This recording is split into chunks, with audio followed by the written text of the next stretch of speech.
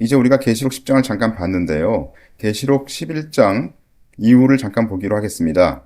계시록 11장에 보시면은 성전 밖 마당은 청량하지 말고 그냥 두라. 이것을 이방인에게 주었은즉 저희가 거룩한 성을 42달 동안 짓밟으리라. 이런 표현이 있고요. 3절에 보시면 내가 나의 두 증인에게 권세를 주리니 저희가 붉은 베옷을 입고 1260일을 예언하리라. 이런 표현이 있고요. 계시록 12장 그 여자가 광야로 도망하매 거기서 1260일 동안 저를 양육하기 위하여 하나님의 예비하신 곳이 있더라.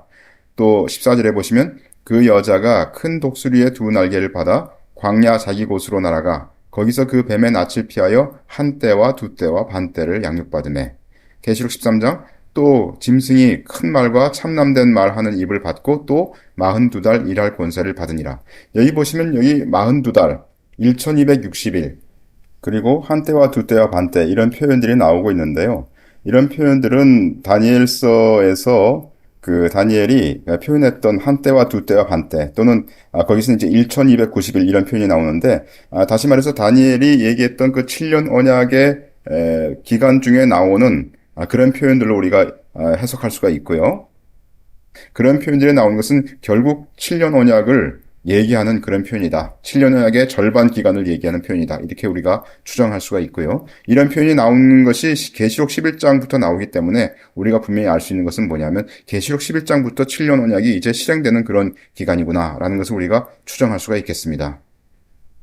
구약에서 그 다니엘서에서 쓰인 것을 잠깐 보시면은요. 다니엘서 7장 그가 장차 말로 지극히 높으신 자를 대적하며 또 지극히 높으신 자의 성도를 괴롭게 할 것이며 그가 또 때와 법을 변개코자 할 것이며 성도는 그의 손에 붙임받아 한 때와 두 때와 반 때를 지내리라. 또 12장에 보시면 내가 들은즉 그 세마포 옷을 입고 강물 위에 있는 자가 그 좌우 손을 들어 하늘을 향하여 영생하시는 자를 가리켜 맹세하여 가로되 반드시 한 때, 두 때, 반 때를 지나서 성도의 권세가 다 깨어지기까지니 그렇게 되면 이 모든 일이 다 끝나리라 하더라. 그래서 여기도 보면은 그 한 때, 두 때, 반 때가 지나게 되면은 성도들의 권세가 다 깨어지면서 모든 일이 다 끝난다. 다시 말해서 인류의 어떤 그 마지막 날이 다다를 것이다. 이렇게 표현하고 있지 않습니까? 그래서 한 때, 두 때, 반 때는 분명히 마지막 일에 7년 언약 기간 동안에 그 후반부다. 이렇게 우리가 얘기할 수가 있겠습니다. 다니엘서 12장 11절 매일 드리는 제사를 피하며 멸망케 할 미운 물건을 세울 때부터 이게 이제 마지막 7년 언약의 중반에서부터인데요. 그때부터 1290일을 지낼 것이요. 물론 여기에서는 이제 1260일에다가 30일을 더한 1290일을 얘기하고 있지만 하여튼 이러한 표현이 마지막 7년 언약, 마지막 7년 이래의 기간들과 관련이 있는 그런 표현이다라는 것을 우리가 알 수가 있는 것이죠. 우리가 이렇게 살펴보면 계시록 11장 이전에는 42달 또는 1260일 또는 한 때와 두 때와 반 때 같은 그런 표현이 나오지가 않습니다. 계시록 1장부터 9장까지는 마지막 이래와 관련된 서술이 없습니다. 분명히 계시록 11장부터 7년 언약이 시작되었음을 알려주고 있는 것이죠. 따라서 계시록 10장의 묘사는 마지막 이래가 시작되는 사건을 나타내는 것이라고 우리가 추정할 수가 있겠습니다. 다음은 그 70일에와 관련되어서 그 가브리엘이 그 나오는 것을 보겠습니다. 다니엘서 9장 21절 곧 내가 말하여 기도할 때에 이전 이 상 중에 본 그 사람 가브리엘이 빨리 날아서 저녁 제사를 드릴 때 즈음에 내게 이르더니 내게 가르치며 내게 말하여 가로되 다니엘아 내가 이제 네게 지혜와 총명을 주려고 나왔나니 곧 내가 기도를 시작할 즈음에 명령이 내렸으므로 이제 내게 고하러 왔느니라. 너는 크게 은총을 입은 자라. 그런즉 너는 이 일을 생각하고 그 이상을 깨달을지니라. 내 백성과 내 거룩한 성을 위하여 70일에로 기한을 정하였나니 허물이 마치며 죄가 끝나며 죄악이 영속되며 영원한 의가 드러나며 이상과 예언이 응하며 또 지극히 거룩한 자가 기름 부음을 받으리라. 70일에를 다니엘에게 전하러 온 천사는 가브리엘입니다. 따라서 우리는 70일의 완성의 기간인 마지막 일에 대해서 말하는 계시록 10장의 천사, 곧 힘센 천사는 가브리엘일 것이라고 추정하고 있습니다. 물론 이것은 뭐 성경에서 가브리엘이다라고 말하지 않기 때문에 우리는 단지 추정할 뿐이고 충분히 틀릴 수 있는 그런 추정이죠. 이제 계시록 10장 6절을 보겠습니다. 세세토록 살아계신 자, 곧 하늘과 그 가운데 있는 물건이며 땅과 그 가운데 있는 물건이며 바다와 그 가운데 있는 물건을 창조하신 이를 가리켜 맹세하여 가로되 지체하지 아니하리니 이런 표현이 있는데요. 이것을 이제 킹 제임스 버전으로 보시면 이 지체하지 아니하리니라고 번역된 이 부분을 제가 빨갛게 해놨는데요. 거기 보시면 영어로 There should be time no longer 이렇게 되어 있습니다. 다시 말해서 지체하지 아니하리니 이런 표현으로 되어 있는 게 아니라 시간이 더 이상 없다 이런 표현으로 되어 있는 것이죠. 그래서 우리가 이것을 다시 한글 흠정역으로 번역된 것을 보시면은요. 영원 무궁토록 살아계시는 분 곧 하늘과 그 안에 있는 것들과 땅과 그 안에 있는 것들과 바다와 그 안에 있는 것들을 창조하신 분을 두고 맹세하기를 더 이상 시간이 있지 아니하려니와 이렇게 이제 번역을 했습니다. 지체하지 아니한다 이렇게 되어 있는데요. 그 부분에 이제 원어를 보시면은 크로노스 우크 에스타이 에티 이렇게 되어 있습니다. 그것은 더 이상 시간이 없다라는 그런 뜻이죠. 주석들은 힘센 천사가 말하는 이 부분을 다니엘서 12장 6절 7절과 관계가 있다고 이렇게 얘기들을 하고 있습니다. 다니엘서 12장 보시면 그 중에 하나가 세마포 옷을 입은 자 곧 강물 위에 있는 자에게 이르되 이 기사의 끝이 어느 때까지냐 하기로 내가 들은즉 그 세마포 옷을 입고 강물 위에 있는 자가 그 좌우 손을 들어 하늘을 향하여 영생하시는 자를 가리켜 맹세하여 가로되 반드시 한때 두때 반때를 지나서 성도의 권세가 다 깨어지기까지니 그렇게 되면 이 모든 일이 다 끝나리라 하더라. 이렇게 되어 있는데요. 여기서 왜 더 이상 시간이 없다라고 말을 했을까요? 그것은 이제 계시록 10장에서 마지막 일의 언약이 맺게 되면 주님의 지상 재림까지의 시간은 7년으로 확정되기 때문입니다. 따라서 이제 하나님께서 정하신 70일회가 마감되는 것을 말하고 있는 것이죠. 또 인류의 구속의 역사도 마감되고 있음을 말하고 있습니다. 마지막 나팔, 곧 일곱째 나팔을 불면 한때, 두때, 반때, 곧 3.5년이죠. 3년 반을 지나서 성도의 권세가 다 깨어지기까지 하면 그렇게 되면 이 모든 일이 다 끝나게 될 것이기 때문에 더 이상 시간이 없다라고 말씀하시는 것이라고 저는 생각하고 있습니다. 계시록 10장 7절 일곱째 천사가 소리내는 날 그 나팔을 불게 될 때에 하나님의 비밀이 그 종 선지자에게 전하신 복음과 같이 이루리라 이렇게 되어 있는데요. 여기 보면 그 빨간색으로 제가 복음과 같이라고 표현을 했는데 그 킹 제임스 버전으로 보시면 여기가 그냥 declared 이렇게 되어 있습니다. 복음이란 말이 없고요. 그냥 declared 이렇게 되어 있는데 한글 흠정역으로 그 한번 읽어보시면 맨 처음에 이제 그러나라는 표현이 있는데 한글 흠정역에서 그 그러나를 번역을 안 했습니다. 일곱째 천사가 음성을 내는 날들에 즉 그가 나팔을 불기 시작할 때에 하나님의 신비가 그분께서 자신의 종 대언자들에게 밝히 드러내신 것 같이 이루어지리라 하더라 이렇게 되어 있습니다. 우리 개역 한글판을 읽어볼 때 하나님의 비밀이 복음과 같이 이루어진다고 하였기 때문에 마치 이것은 복음이 하나님의 비밀이라고 말하는 것으로 해석하기가 쉽습니다.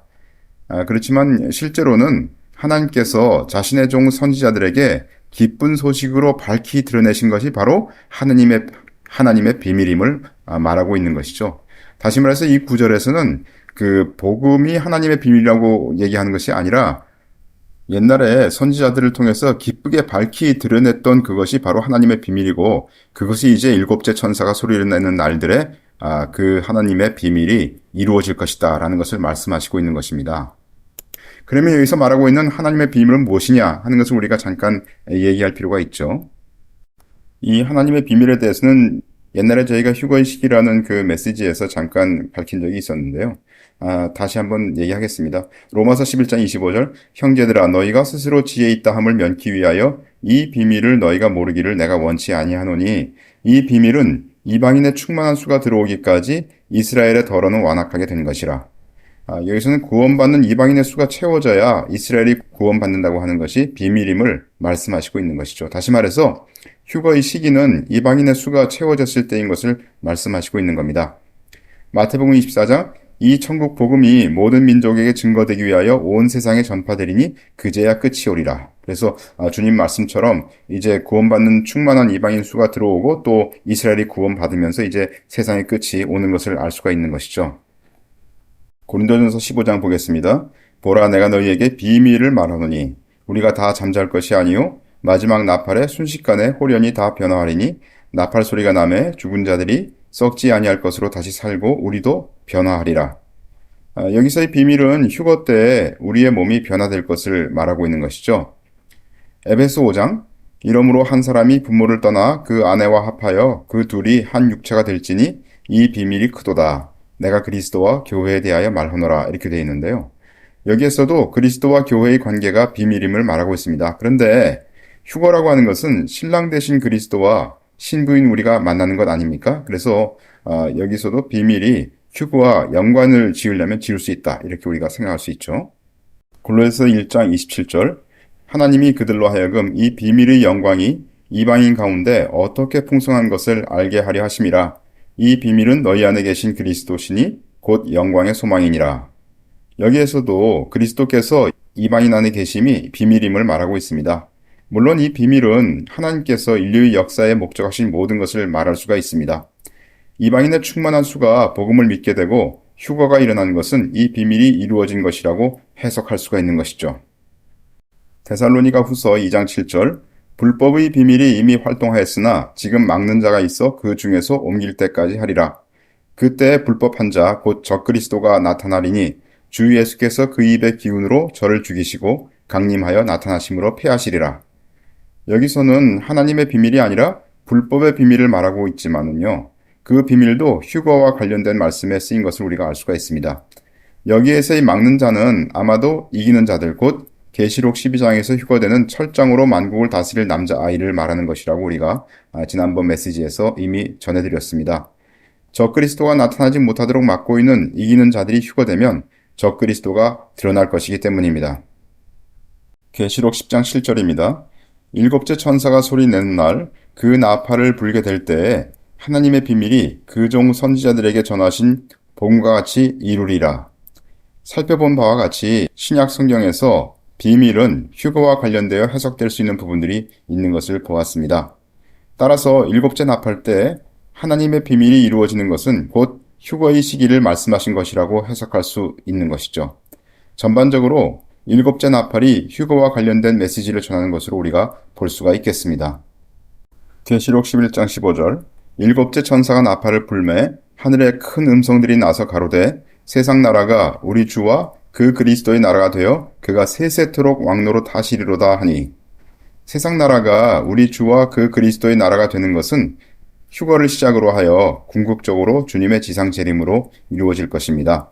그 후에 오는 천년 왕국과 새 하늘과 새 땅은 세상 나라가 아니고 주의 나라이기 때문에 계시록 11장 15절에서 얘기하는 세상 나라가 우리 주와 그 그리스도의 나라가 된다 하는 이 시점은 휴거 때부터 시작돼서 지상 재림으로 이루어진다라고 우리가 볼 수가 있는 것이고요.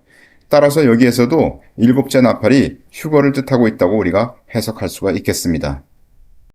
정리하겠습니다. 요한계시록에서 우리는 성경의 예언 중 마지막 때에 관하여 중요한 부분을 차지하고 있는 마지막 일에 곧 7년 언약이 어디에 있는지를 살펴보았습니다. 요한계시록이 마지막 때에 대해서 상술한 책이라고 할 때에 하나님께서 이스라엘 백성과 예루살렘을 위해서 정하신 마지막 이래가 계시록 안에 분명히 기록되어 있을 것이라고 보는 것이 타당하다라고 우리는 생각합니다. 요한계시록 10장 이후부터는 마지막 7년에 해당되는 구체적인 기한들이 나오기 시작한 것을 보기 때문에 우리는 요한계시록 10장 사건이 바로 마지막 7년 언약의 사건을 묘사한 것이라고 해석을 했습니다.